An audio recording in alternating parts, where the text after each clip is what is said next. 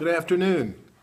I am here at the juvenile court facility in Cape Girardeau on a Saturday afternoon reading a textbook for criminal justice ethics. Imagine that. And just wanted to talk a little bit about this ethical considerations, these ethical contexts that we have to follow as criminal justice professionals. When I first started in the field in 1983, I was just coming off a job working on the Mississippi River as a mate steersman for a big riverboat company. And so I was used to working for boat captains.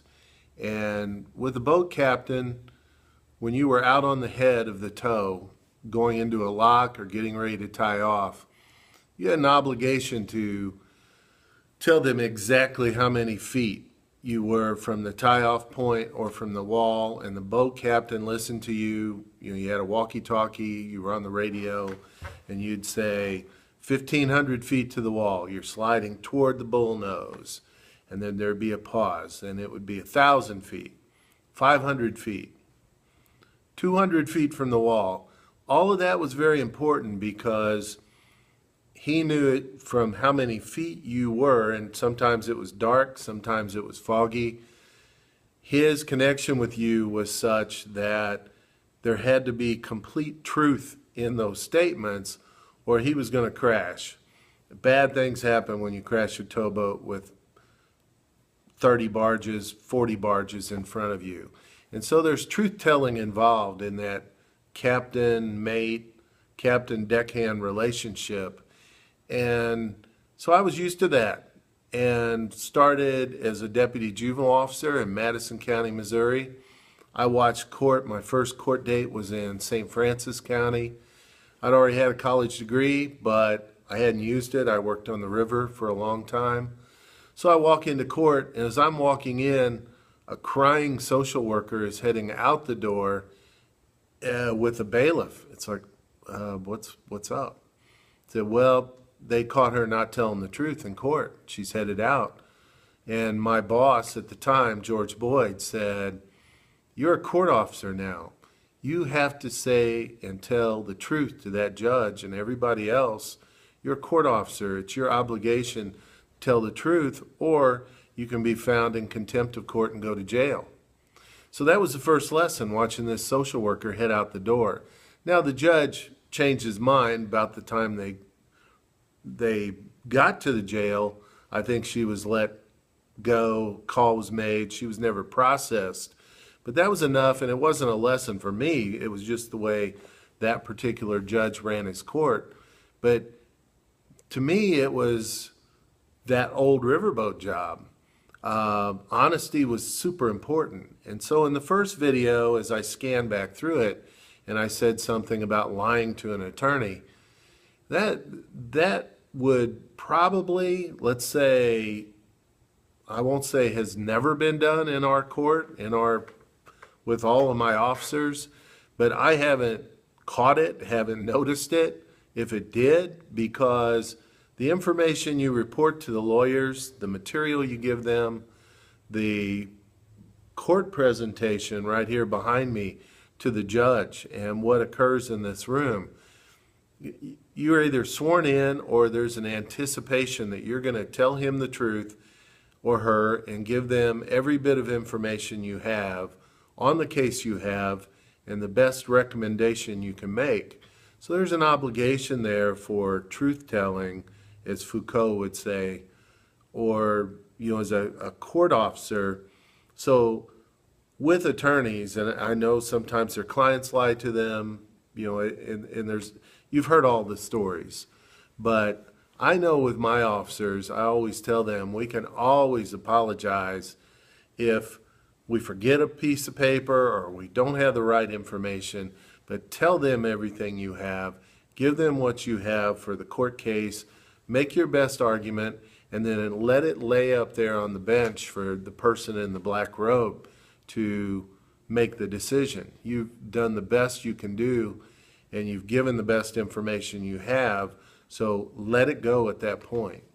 And I think ethically that helps us. There's not a lot of scheming, wheeling, dealing going on. We try to present the facts. There are battles to whether or not we have enough facts before we take a case into court. But for the most part, I think that's, for chapter 1, something you ought to look at and look at in your own field is, what is that standard? What is that standard, that expectation that you're to have? And that's the ethical standards that we're going to talk about in all these different fields. What are the standards? Are they putting it in writing? Are they writing incident reports? Do you write something down? Or, how is that camera on the police officers now going to impact that truth-telling? But I think that's real important. Now, that's the ethical piece. The morality piece is, how hard is that for you to tell the truth and to express that without embellishing it and without changing it and without leaving parts out. And that morality piece, I've known many people who struggle and can't make this, especially this type of job that I do, because the parents are sitting at this table, and then here, let me turn it and show you. The parents would be sitting right here, and then down the line here would be the juvenile office and juvenile officer and his attorney, and then at the far end would be the guardian ad litem, the child, and then a few social workers in the back.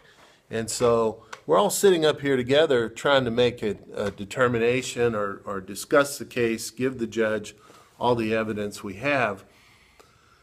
I've noticed in some workers that their morality or their background, their belief system is such that they just can't work with those parents. And in our system and in the adult system, you have to realize these people are not going to be locked up forever. They're going to go home.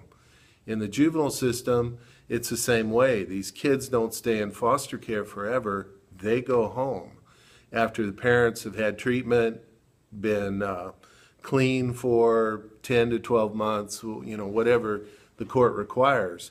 But you have to be able to work with these people. And so that moral system, how is it? You have to figure out just how much time, communication you can spend with people. And a lot of that comes from your own background, how much time you spent with a wide range of people and how much, basically how much you can take. So this the first part of the material, the idea, what's the difference between morality and ethics? And read into chapter 1. Again, I know there's a lot of literature review and a lot of information saying, well, so-and-so says this, and then this other person says this. Scan through that, try to get to the meat of these issues, look up if there's an author you think, a scientist they're discussing a lot in the chapter. Get in the library and come up with the articles. Try to find some articles that those people have written and try to get a little more into the arguments they're making within the textbook.